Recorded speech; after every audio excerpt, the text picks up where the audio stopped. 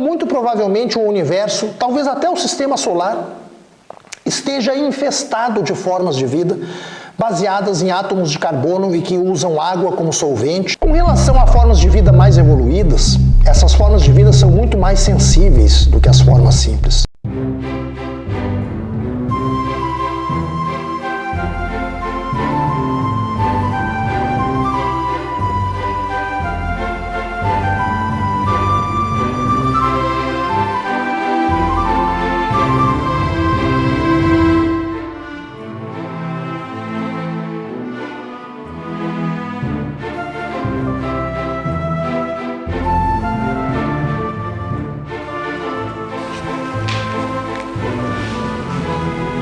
Olá amigos, eu sou o professor Luiz Augusto da Silva e esta é a nossa oficina de astronomia número 492, onde nós vamos dar continuidade à nossa análise de casos famosos da ufologia.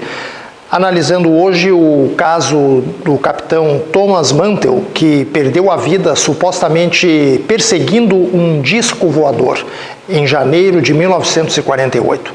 Mas antes, por força das nossas exigências, não é, meu diretor? Comando aqui do estúdio sempre a cargo do nosso Tiago Basso. Aliás, hoje temos também aqui, prestigiando as gravações, o professor Délcio Basso, né, vice-presidente da rede Ômega Centauri.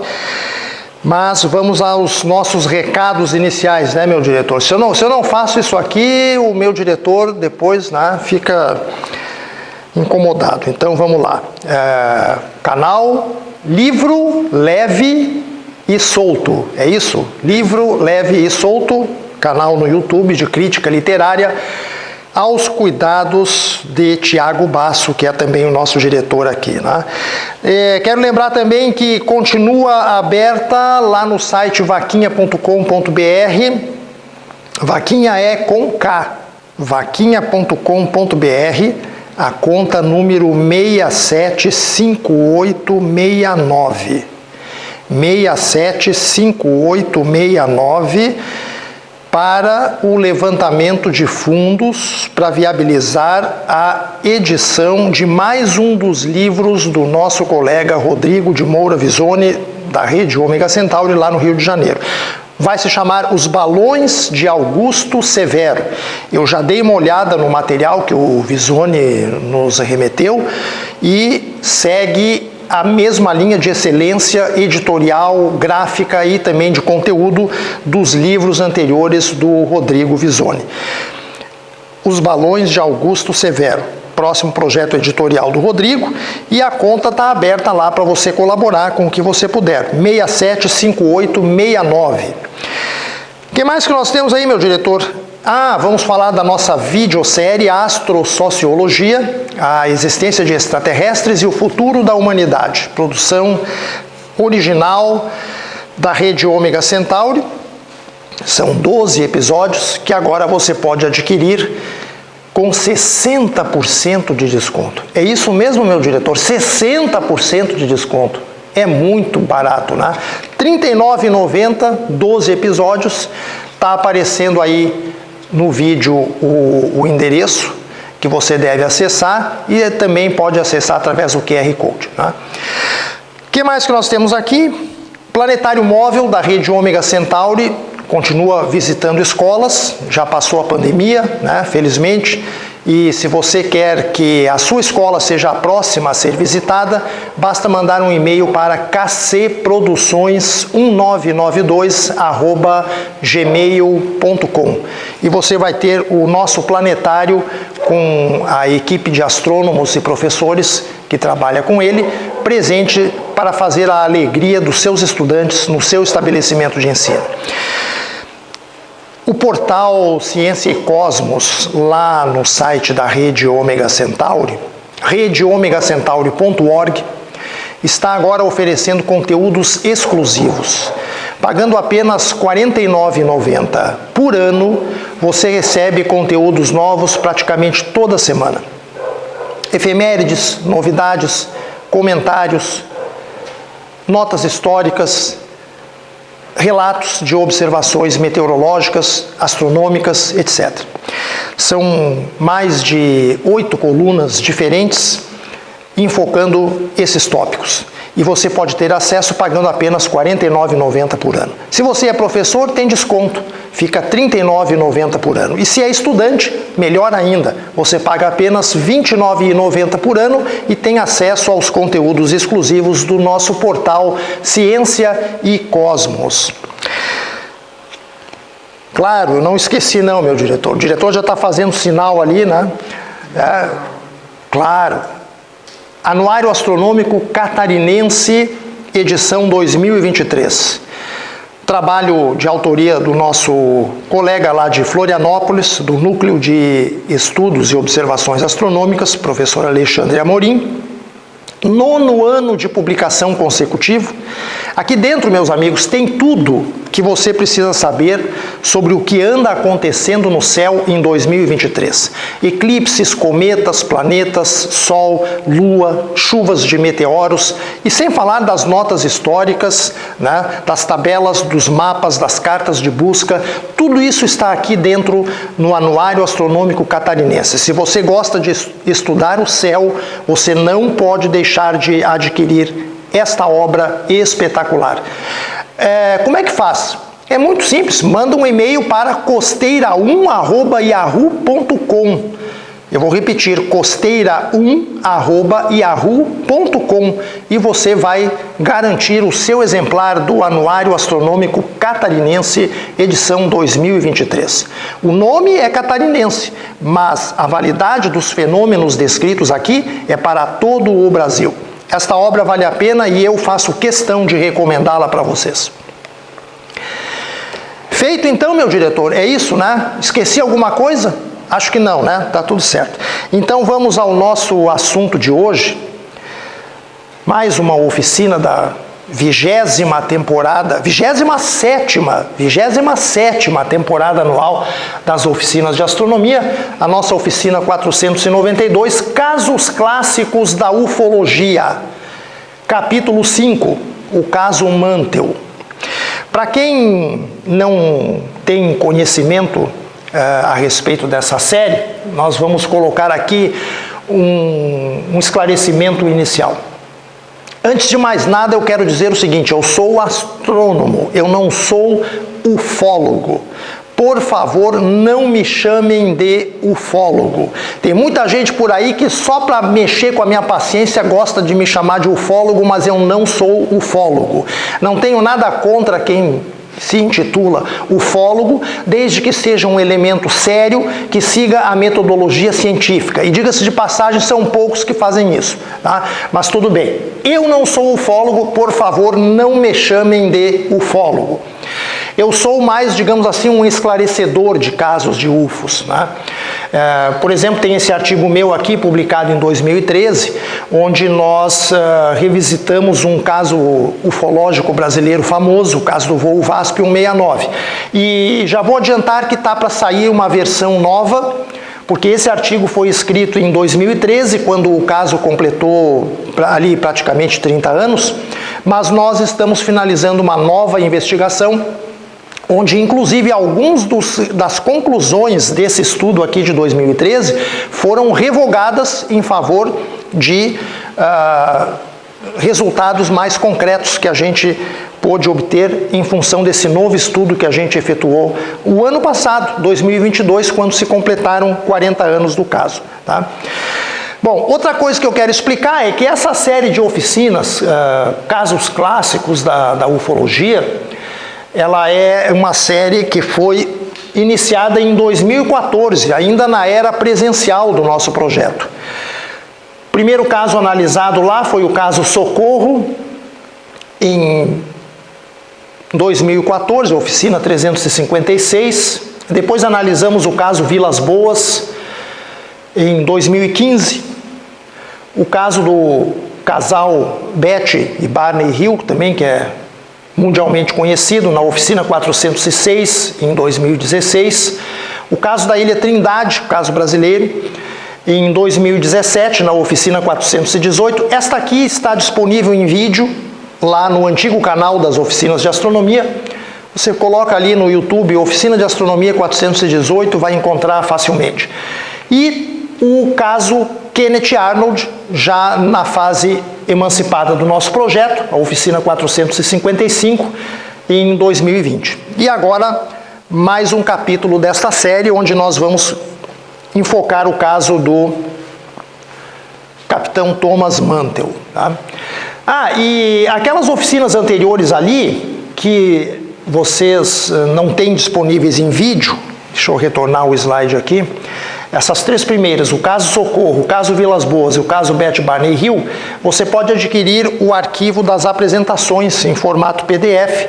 Ele está disponível lá no site da Rede Ômega Centauri, é a coletânea volume 1 das oficinas de astronomia, apenas R$ 24,90. Acesse a nossa loja virtual e adquira, usando, né, meu diretor, agora usando o Pix da Rede Ômega Centauri, que deve estar aparecendo aí no vídeo também, universoastronomia22@gmail.com.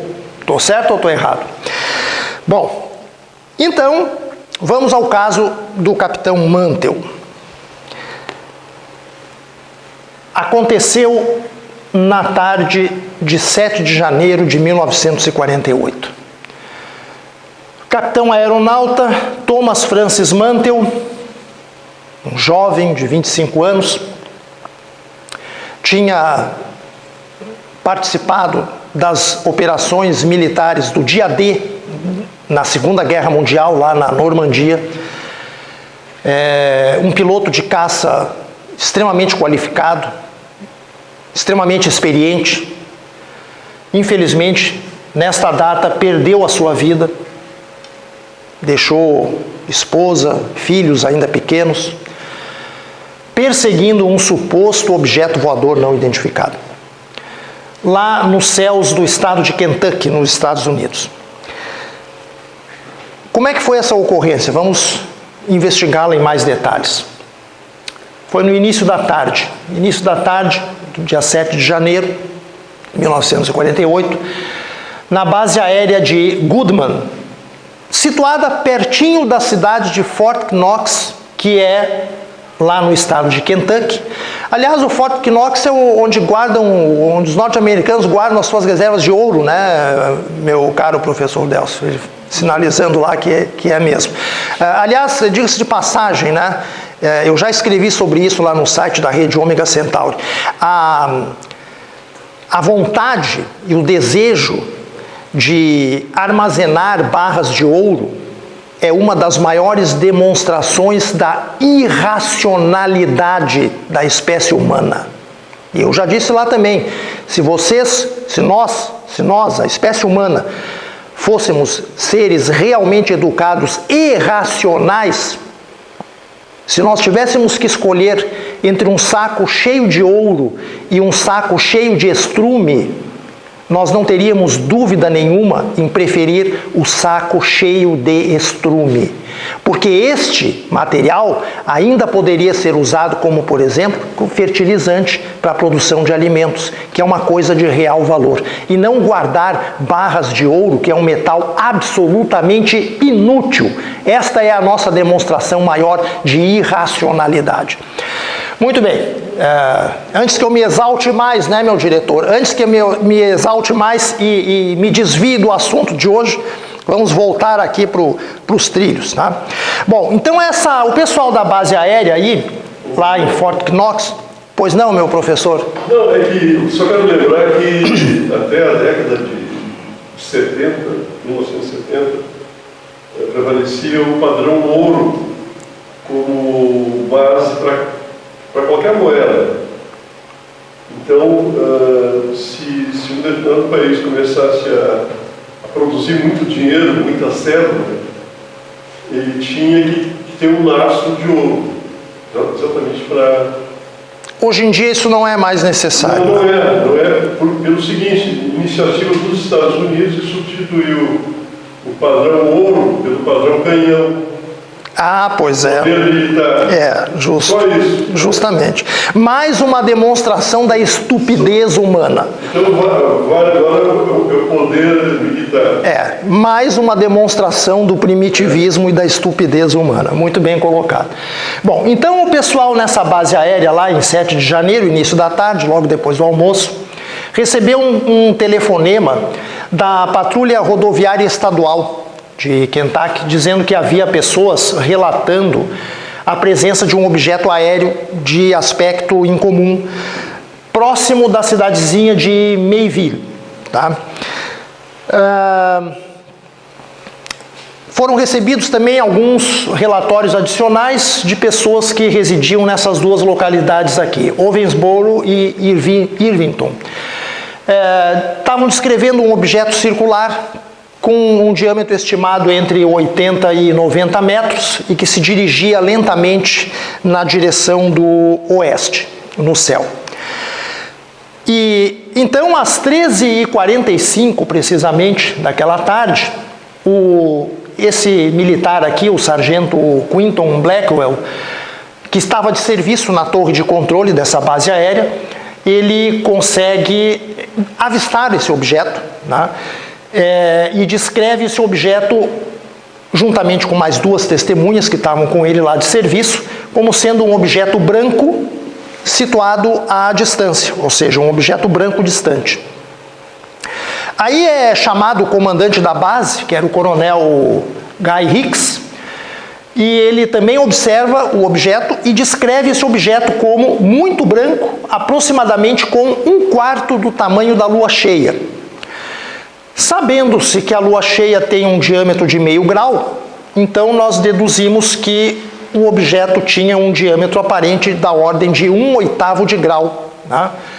O que corresponde a 0,00218 radianos.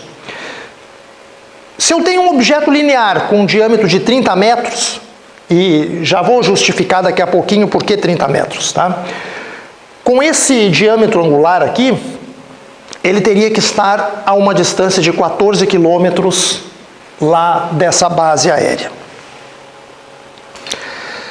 O objeto foi visto através de binóculo, parecia ter uma borda vermelha na sua parte inferior, e em declarações à imprensa, o comandante da base, o coronel Guy Hicks, descreveu o objeto como parecido com uma sombrinha. Esse objeto permaneceu estacionário no céu, notem bem, estacionário, sem movimento, por cerca de 1h30. Tá? No dia seguinte, um jornal publicou que alguns relatos provenientes de uma outra cidadezinha da região, Elizabethtown, diziam que o disco, quer dizer, o disco, eu botei entre aspas porque se ele tinha a forma de uma casquinha de sorvete, obviamente não era um disco, né? O objeto parecia uma casquinha de sorvete com uma pequena chama na parte de baixo. Tá? Ora, meus amigos, vamos falar francamente, isto é a descrição de um balão, né? Isso é a descrição de um balão. Muito bem. Eu fiz até questão de colocar aqui uma casquinha de sorvete, uma foto de um balão meteorológico típico, né, para vocês verem que realmente a coisa é bem parecida. Tá? Bom, acontece que havia uma esquadrilha de 4 aviões militares no modelo P-51 fazendo um voo naquele dia, um voo de exercício, e eles receberam a ordem para tentar se aproximar do objeto para identificar melhor esse objeto. Tá? Bom, eram 4 aeronaves, mas uma delas já vinha com pouco combustível e simplesmente abandonou essa missão e retornou à sua base. E os outros 3 aviões, então, prosseguiram em direção ao objeto para tentar identificá-lo. E entre esses aviões estava a aeronave comandada pelo capitão Thomas Mantell. Aqui tem uma ilustração, né, dos caças P-51 que eram usados na época, né? Uma imagem mais de perto. Tá? Era um modelo relativamente moderno na época, versátil, enfim, para missões de combate. Bom, os pilotos inicialmente reportaram que estavam vendo um objeto muito pequeno, indistinto, quer dizer que não podia se distinguir direito o que era, né? Era impossível identificar o que fosse. E quando eles estavam a 20 mil pés de altitude, eles assinalaram que esse objeto ainda estava mais alto do que eles. Tá? Então o objeto estava realmente a grande altitude. Segundo alguns relatos da época, o capitão Mantell teria descrito que o objeto parecia metálico e de tamanho tremendo. Mas outros que participaram do incidente não confirmam essa versão. Tá? Então nós estamos colocando aqui por uma questão de completicidade, mas não são declarações assim que constam como completamente confirmadas. O comando da base ordenou então, né, que essas aeronaves parassem de subir, parassem de ganhar altitude, nivelassem e tentassem seguir o objeto na medida do possível para procurar observá-lo melhor. Tá? Quando os aviões atingiram 22.500 pés de altitude, o que dá mais ou menos 7.000 metros, 6.900 metros, 2 desses aviões abandonaram a perseguição. Eram as aeronaves pilotadas pelo tenente Albert Clements, que foi o único, inclusive, ali dos 3 que possuía máscara de oxigênio para respirar a bordo. Tá? Mas ele já estava com o suprimento de oxigênio também no limite, então ele simplesmente abandona a perseguição. E a outra aeronave que era tripulada pelo tenente Hammond. Tá? Essas 2 aeronaves abandonam a perseguição, entre aspas, ao OVNI, ao objeto voador não identificado, e apenas o capitão Mantell prossegue sozinho, tá, no encalço do objeto. E aí ele faz uma coisa muito estranha, ele ignora a ordem que tinha recebido da base aérea para nivelar a aeronave e não continuar subindo. E continua ganhando altitude, supostamente perseguindo esse objeto. Né? Agora sozinho, ele está sozinho perseguindo esse objeto. Quando ele ultrapassa a altitude, o nível de voo de 25 mil pés, que dá em torno de 7.600 metros, ele estava sem máscara de oxigênio, ele não tinha máscara de oxigênio a bordo. O que provavelmente aconteceu foi que ele desmaiou por falta de oxigênio. Né? E aí o avião perdeu o controle e começa a descer num voo em espiral descontrolado. O avião caiu próximo da cidade de Franklin, que fica nas vizinhanças da fronteira do estado de Kentucky com o estado do Tennessee, que fica mais ao sul, e impactou violentamente o solo, precisamente às 15 horas e 18 minutos daquela tarde. Temos algumas fotos aí dos destroços do avião, né? Foram prontamente localizados. Obviamente o capitão Mantell não sobreviveu ao acidente. Próximo do local da queda existe lá até hoje uma placa que conta a história do incidente, né? Como forma de manter viva, né, a memória desse acontecimento lamentável. Tá? Isso foi às 15 horas e 18, então, o impacto da aeronave com o solo. Bom, pouquinho depois, às 15h50, o objeto esse deixa de ser visível da base Goodman. Aqui faltou uma letrinha O, né, mas tudo bem. E esse horário, entretanto, ele é conflitante. Ele está anotado lá no diário da base, mas ele é conflitante com o fato da declaração anterior do próprio comandante da base, né, que disse que o objeto havia sido observado por 1h30. Ora, se a observação tinha começado às 13h45, então o objeto deveria ter desaparecido às 15 horas e 15 minutos. 3 minutos antes do impacto do avião do Mantell com o solo. Né? Existe essa discrepância aí de horários, mas, enfim. Para a gente se situar, aqui tem um mapa do estado de Kentucky com as cidades em que o objeto foi visto. Ele começa inicialmente sendo avistado aqui na direção das proximidades da cidade de Maysville, desloca-se na direção do oeste. Fort Knox é aqui, ó, né? As outras cidades em que ele foi visto, Irvington e Owensboro, são essas duas aqui. Madisonville também tem relatos. Aqui a cidade de Franklin, bem na divisa com o estado do Tennessee, que fica para o sul, onde caiu o avião, né? E aqui em cima nós colocamos, está um pouquinho fora da moldura do mapa, mas está em escala, uma base aérea que existe lá no estado de Ohio, Clinton County, e também a localidade de Lockburn, que fica lá no mesmo estado de Ohio. Então, aparentemente, a direção de movimento desse objeto era de leste para oeste, né, através do estado de Kentucky, com velocidade lenta, deslocando-se lentamente. Tá?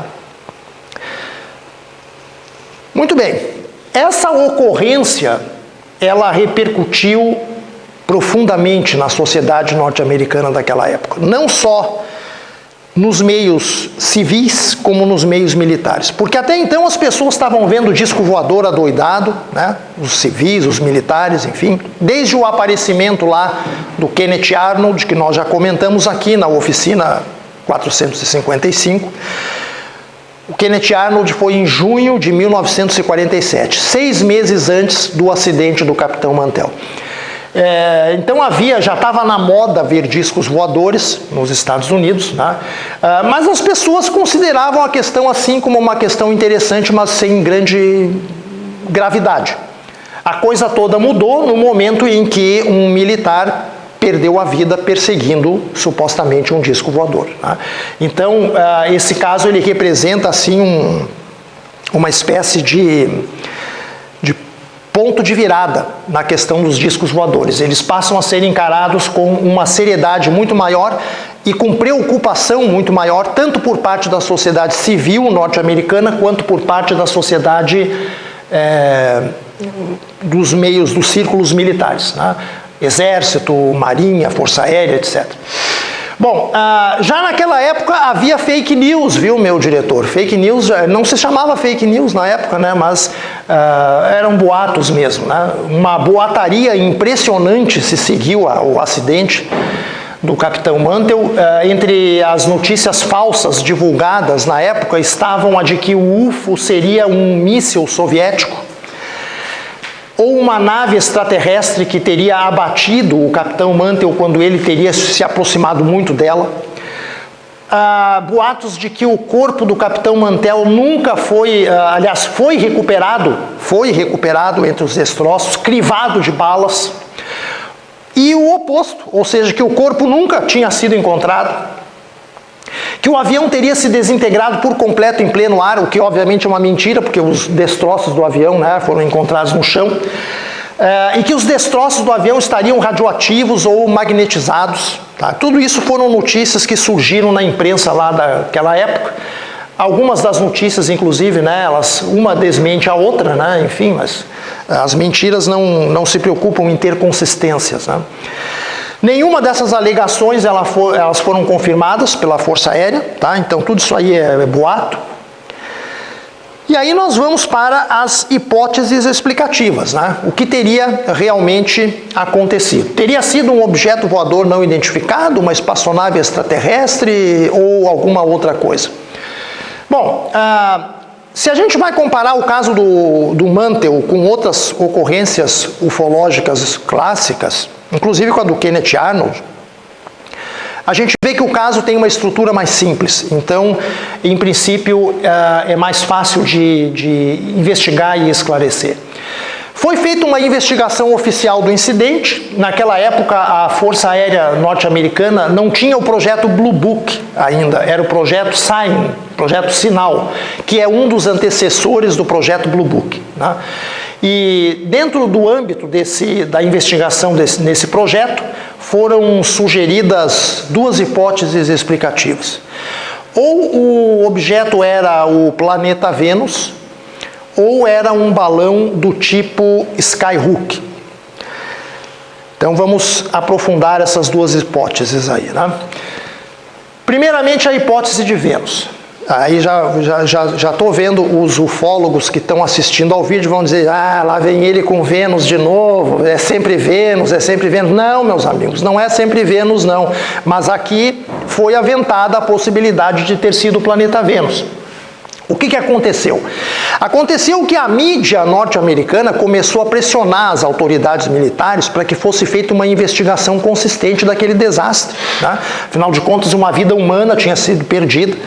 E aí, como algumas semanas antes, uma outra aeronave militar tinha perseguido comprovadamente o planeta Vênus, pensando que era um disco voador, mas felizmente não tinha dado acidente nenhum, né? Então, como eles já tinham uma ocorrência semelhante anterior, sem qualquer investigação, os militares disseram era Vênus, no caso do capitão Mantell. Tá? Então, isso foi jogado simplesmente na mídia para aliviar as pressões que os círculos militares vinham sofrendo. Na verdade, essa interpretação de Vênus, por caso Mantell, jogada assim na mídia, ela foi em seguida respaldada por um astrônomo, o famosíssimo J. Allen Hynek, que era da Universidade Estadual de Ohio, e que vai, nas décadas seguintes, trabalhar em regime de cooperação com a Força Aérea Americana na investigação de outras ocorrências ufológicas. Tá? Então, o Hynek disse que podia realmente ter sido Vênus, o objeto, porque simplesmente Vênus estava mais ou menos na mesma direção em que o objeto tinha sido visto. E Vênus, a gente sabe, né, pode ser avistado inclusive à luz do dia. Tá? Bom, nós fizemos aqui uma reconstrução, uma simulação do céu lá em Fort Knox, em 7 de janeiro de 1948, no horário das 13h45, que foi o início da observação, e o programa de simulação que a gente usou mostrou que Vênus achava-se nesse azimuth aqui, 175,6 graus, é quase na direção exatamente do sul, numa altura de cerca de 35 graus acima do horizonte. Na verdade, o planeta estava próximo da sua passagem meridiana, que estava prevista para precisamente 14 horas naquele dia. Né? Então ele estava avistado na direção sul, ele tinha magnitude praticamente -4, estava na constelação de Capricórnio, e nós sabemos que Vênus é visível à luz do dia, embora seja difícil de localizá-lo, hein? Embora seja difícil de localizá-lo. Bom, 4 anos depois, o próprio doutor Hynek, ele desiste da hipótese do planeta Vênus, porque a maioria das testemunhas do caso haviam descrito um objeto grande, e Vênus teria sido, à luz do dia, mal e mal, um pontinho luminoso muito pequenininho.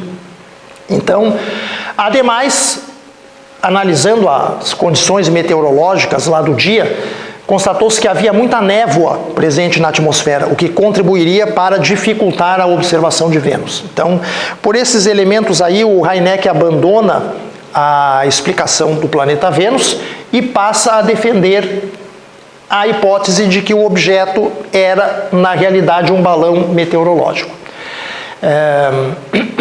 E, de fato, aqui é interessante. Aí os ufólogos vão dizer de novo, né, meu diretor, então não é Vênus, é o balão, né? É sempre assim, ou é Vênus ou é balão meteorológico. Não, não é sempre Vênus, não é sempre balão meteorológico. Mas um balão meteorológico foi também proposto nesse caso. E, de fato, existe o relato de um observador lá na cidadezinha de Madisonville que observou o objeto com um telescópio e, sem dúvida nenhuma, identificou o objeto como um balão, provavelmente de finalidade meteorológica. Tá? Então, a hipótese do balão começa a ganhar foros de credibilidade. Né? E tem mais, hein? Às 16h45, então cerca de uma hora e meia depois da queda do avião, do capitão Mantell, lá na Universidade de Vanderbilt, que fica na cidade de Nashville, no Tennessee, então mais ao sul ali, né, do estado do Kentucky, um astrônomo haveria observado um objeto no céu com a ajuda de um binóculo, constatando que era um balão com forma de pera. Né? Ele enxergou inclusive os cabinhos e a cestinha de instrumentos que tinha pendurada embaixo do balão. Né? E outro astrônomo, colega dele da mesma universidade, empregou um telescópio e confirmou essa identificação. Não, realmente estamos observando ali um balão. Né? Qual é a distância entre Nashville e Fort Knox? São 205 quilômetros em linha reta. Tá? Então alguém poderia perguntar, mas será que esse objeto visto lá em Nashville era o mesmo que foi visto em Fort Knox? Bom, a gente não conhece, né? É difícil responder essa pergunta porque a gente não conhece a direção de azimuth em que foram feitas essas observações de Nashville. A gente sabe que lá de Fort Knox o objeto estava para a direção sul, mas Nashville está ao sul. Então, se o objeto era o mesmo, visto de Nashville, ele deveria estar na direção do norte. Tá? Mas a gente não sabe, esses detalhes não são conhecidos. Tá? Bom, foi sugerido mais especificamente, inclusive, que o tipo de balão seria um balão do tipo Skyhook. Que eram esses balões? Eles eram empregados naquela época num projeto secreto, vejam bem, da Marinha norte-americana. Tá? Eram balões para voos em grandes altitudes e eles se destinavam a medidas do nível de radiação na alta atmosfera terrestre. Eles possuíam ao redor de 30 metros de diâmetro, está aqui a justificativa dos 30 metros que eu mencionei lá no início da apresentação. Tá? E na época, vejam só, os militares envolvidos, no caso do capitão Mantell e do seu acidente, não tinham conhecimento da existência desse projeto secreto da Marinha. Tá? Então eles não teriam como saber que tinha um balão Skyhook lançado naquele dia, sobrevoando o céu do estado de Kentucky, etc. Eles não sabiam disso. Aliás, esse tipo de falta de conhecimento, de comunicação, continua hoje em dia. Né? Tem projetos da Marinha que não são conhecidos da aeronáutica e projetos do Exército que são ignorados pelas outras forças. Então, até hoje isso é uma característica lá do comportamento das Forças Armadas norte-americanas. Né? Muito bem, mas hoje a gente sabe que vários balões Skyhook tinham sido lançados naquele dia do acidente do capitão Mantell. E eles eram lançados de uma base aérea que ficava mais ao norte, no estado de Ohio, na localidade de Clinton County, que fica a 240 quilômetros a nordeste de Fort Knox. Tá? E o vento predominante na alta atmosfera naquele dia teria arrastado esses balões na direção do sudoeste, levando esses objetos para sobrevoar a região central do estado de Kentucky. Tá? Isso é comprovado. E existem duas observações adicionais conhecidas que foram feitas na noite de 7 de janeiro de 1948, portanto já algumas horas depois da morte do capitão Mantell, tá? Do acidente com o avião dele. A primeira dessas observações, ela consta inclusive num release, e olha que coisa interessante, esse release foi mandado para a mídia na data de 8 de janeiro, dia posterior ao acidente. Ele foi emitido pela base aérea do Exército, que era localizada lá em Clinton County, ficava na cidade de Wilmington, no estado de Ohio. E aí é o interessante, né? O que chama a atenção. O release relata que na noite anterior, portanto na noite de 7 de janeiro, dia do acidente do Mantell, um fenômeno aéreo tinha sido observado pelos observadores da torre de controle dessa base aérea. Vários sargentos ali, um coronel, etc., principalmente esse sargento Walter, o coronel Hudson, no horário das 19h20 às 19h55, tá? Quando então ele teria desaparecido na linha do horizonte. E eles dizem que a luminosidade que esse objeto emitia ou refletia, ela era visível inclusive através de uma camada espessa de nuvens, tá? Que ocultava os objetos celestes normais, as estrelas, enfim. Esse objeto também foi observado por esses outros militares aqui, né? 3 sargentos mais aí, 4 sargentos mais, né? Todos eles lotados lá naquela base. E qual era o aspecto desse objeto? Um cone vermelho flamejante, que produzia um rastro de gás esverdeado. O que chama a atenção aqui é a performance do movimento, a performance dinâmica desse objeto, né? Inicialmente ele foi descrito como suspenso no ar, mas então ele passa a se movimentar ganhando altitude, né? Conforme o relato das testemunhas, com aparentes explosões de velocidade, ou seja, disparadas, né? Aumentos súbitos de velocidade. Agora, o que é estranho nesse caso é que o relato é procedente da suposta base em que eram lançados os balões Skyhook, né? Então isso é um detalhe assim que chama a atenção, né? A segunda observação naquela noite ocorre mais ou menos no mesmo horário dessa primeira, entre 19h25 e 19h45, né? E está reportada em um memorando, que foi um memorando oficial que foi escrito supostamente por algum oficial lá da base aérea de Lockburn. E esse memorando foi encaminhado por comandante dessa base, tá? Essa base localizava-se próxima da cidade de Columbus, ali no estado de Ohio. Essa observação relata um objeto não identificado que pairava em torno da sua posição, com pequenos deslocamentos, né? E que teria desaparecido por cerca de 1 minuto. Depois voltou, porque entrou numa camada de nuvens, né, que estava em torno de 10 mil pés. Depois ele reaparece, faz algumas voltas lentas, períodos aí de 30 a 40 segundos, né, e deixava, quando se movia, uma cauda luminosa, que media 5 vezes o seu comprimento, né. E o relato é um pouco difícil de interpretar, né, porque ele diz que fazia círculos assim, mas que também se movimentava como se fosse um elevador, subindo e descendo verticalmente. Olha, meus amigos, eu vou ser bem franco, viu? Tanto naquela época quanto na época atual, esses relatos de militares, aeronautas, etc., ou mesmo pilotos civis, eu posso ser ignorante, mas eu não consigo entender, meu diretor, eu não consigo entender o que eles querem dizer, sabe? E não é por falta de conhecimento da linguagem técnica deles, não. É porque aparentemente eles não sabem se expressar.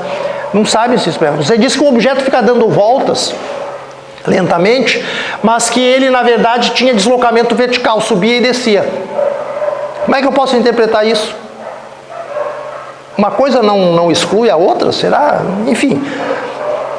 Se alguém tiver uma interpretação aí para isso, esclareçam a minha ignorância, por gentileza. Coloquem lá nos comentários, né, meu diretor? Por que não, né? Bota lá nos comentários do vídeo, tá?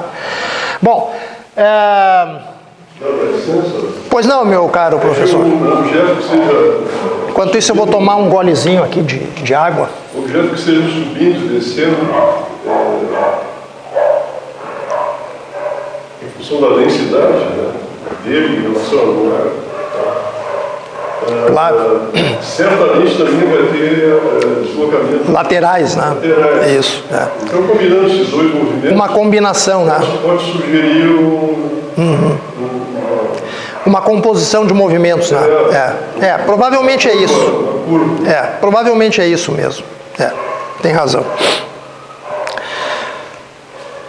Bom, o mais interessante é o seguinte, que a testemunha essa aí relatou que não podia identificar o tamanho verdadeiro desse objeto, né?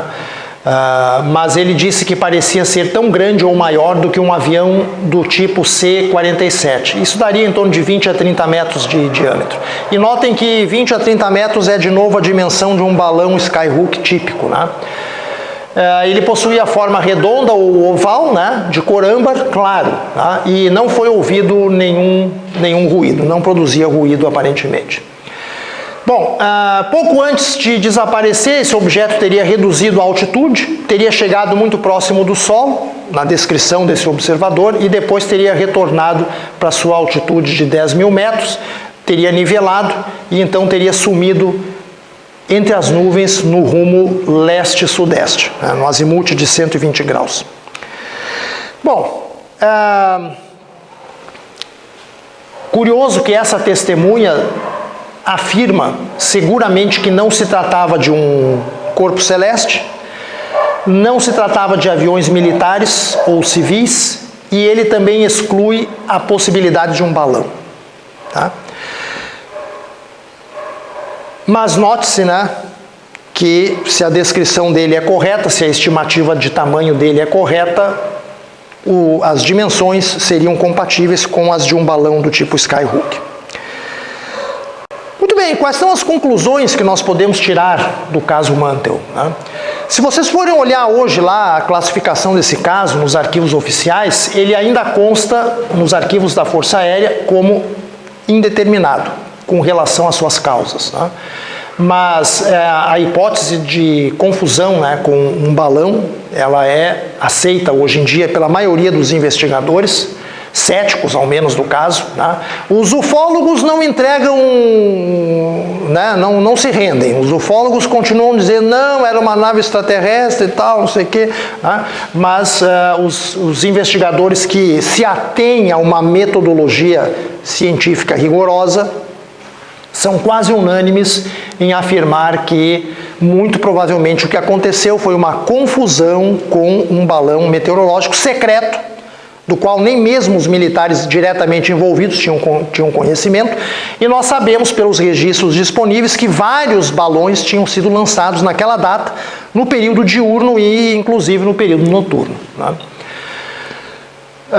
Se nós combinarmos esse fato com aquele clima de paranoia generalizada que reinava nos Estados Unidos naquele período de início de Guerra Fria, né, onde havia um temor medonho de que o espaço aéreo norte-americano sofresse uma invasão por parte dos soviéticos, né, então a gente tem um clima altamente propenso à ocorrência de enganos do tipo que foi esse caso, né. E aí eu quero apenas salientar agora alguns aspectos importantes nessas questões de casuística ufológica. A primeira delas é o que eu chamo de efeito lente distorsivo, tá? Alguém vai, por exemplo, pesquisar lá na internet sobre o caso do Thomas Mantell e na parte de imagens, põe lá no Google, caso Thomas Mantell, imagens, e você vai ver coisas desse tipo aqui, ó. Um avião ali perseguindo um objeto todo estranho, né? Isso aqui lá, inclusive, aparece como reconstituição. Então, qual é a impressão que a pessoa tem? Poxa, baseado nos relatos da época, esse é um retrato falado do objeto que o Mantell estava perseguindo, né? E não é nada disso. Não é absolutamente nada disso. E aí nós temos outras figuras, olha lá, ó, um disco voador, né? Ninguém disse que o objeto tinha a forma de disco, né? Ele tinha a forma de uma pera ou de uma casquinha de sorvete, né? Olha ali, ó, um disco voador de novo, tá? uma bola de luz. Outro disco, um disco voador gigantesco. Dá a impressão até de que o Mantell está fugindo do disco voador, né? Ali, ó. E aparecem coisas desse tipo aí. Até isso aqui, ó, um disco voador com janelinhas, né, com um tipo de propulsão ali na base. Então o cara fica pensando, poxa, isso aqui não pode ser um balão meteorológico, né? Mas a questão é, essas ilustrações são concepções artísticas completamente falsas, que nem de longe retratam a aparência do objeto que foi visto e testemunhado naquele dia, tá? E a repercussão midiática foi grande, né? Nós temos aqui alguns recortes de jornais da época, né? Um deles aqui diz o seguinte, ó, pilotos perseguem ou pilotos caçam disco, entre aspas, né? E entre parênteses, ou um planeta, né? Já trabalhando com a hipótese de Vênus, né, que mais tarde vai ser refutada. Disco voador traz a morte de um piloto da guarda militar lá do Kentucky. Notícias da morte do... Ali, ó, disco voador reportado sobre Fort Knox. E eu vou repetir aqui 2 slides que eu apresentei lá na oficina 455 do caso Kenneth Arnold, onde eu fiz uma crítica à metodologia geralmente empregada pelos ufólogos. Esse aqui é o que eu chamo de fluxograma de uma investigação séria. Se eu tenho uma ocorrência incomum, possivelmente ufológica, e eu vou fazer uma investigação, duas ferramentas indispensáveis são o uso do método científico e também lembrar que eu vou precisar de especialistas de várias áreas para investigar aquilo ali, né? Eu tenho que ter multi e transdisciplinaridade, né? Aí eu posso explicar ou não explicar o caso. Se for explicado, o caso está encerrado. Alguma causa conhecida, né? Se não é explicado, eu não posso passar direto para a chamada hipótese extraterrestre, porque eu posso ter outras alternativas, né? Fenômenos naturais desconhecidos, artefatos militares secretos, como parece ter sido o caso do caso Mantel, mentiras, outras alternativas que eu desconheço, enganos, né? Tem um espectro infinito de possibilidades, né? E eu não posso absolutamente ignorar essas possibilidades e ir direto para a hipótese dos extraterrestres, não dá. Além disso, eu tenho que ter em mente que um fenômeno não explicado não é um fenômeno inexplicável. Um fenômeno não explicado é simplesmente aquilo que ninguém conseguiu explicar, mas isso não quer dizer que a explicação dele não existe. Indica apenas que nós fomos incapazes de encontrar a explicação, né? Agora, já inexplicável, por definição, é o que não tem mesmo explicação. Então não adianta procurar porque não vai achar, né? Essas duas coisas são muito confundidas entre elas, e tanto uma quanto a outra não implica em extraterrestre. Ah, é porque não foi explicado, ou porque é inexplicável, então vai ser extraterrestre. Não, senhor, absolutamente. Não pode fazer esse tipo de inferência, em hipótese alguma. E o que a gente vê na maioria dos casos é os ufólogos fazendo isso aqui, ó. Tem uma ocorrência estranha, aí eles vão investigar. Muitas vezes se julgam autossuficientes, um investigador só vai lá e esclarece tudo, sem consultar pessoas de outras áreas, né?